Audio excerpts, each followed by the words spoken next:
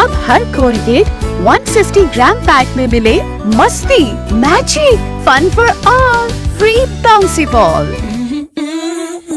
खबर शामिल करते हैं कोहाट से। रिपोर्टर साली बंगश के मुताबिक कोहाट सीमेंट फैक्ट्री के ताउन से बाबरी बांडा, राजगीर बांडा और गुलाम बांडा में 3 वाटर फिल्ट्रेशन प्लांट मंसूबों पर काम मुकम्मल करके बाकायदा तौर पर इलाके की आवाम की मौजूदगी में इफ्तिताह कर दिया गया।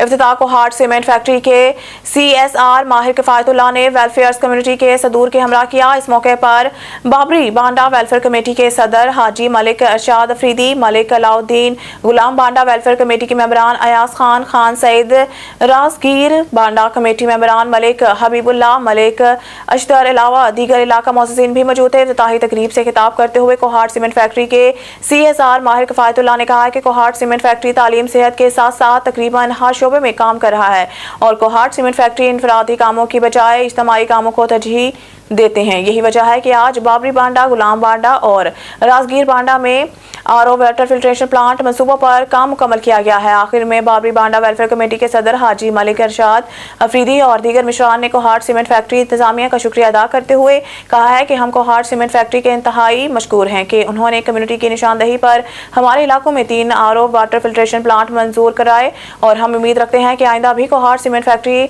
ऐसी तरह आवाम की निशानदही पर काम करेंगे।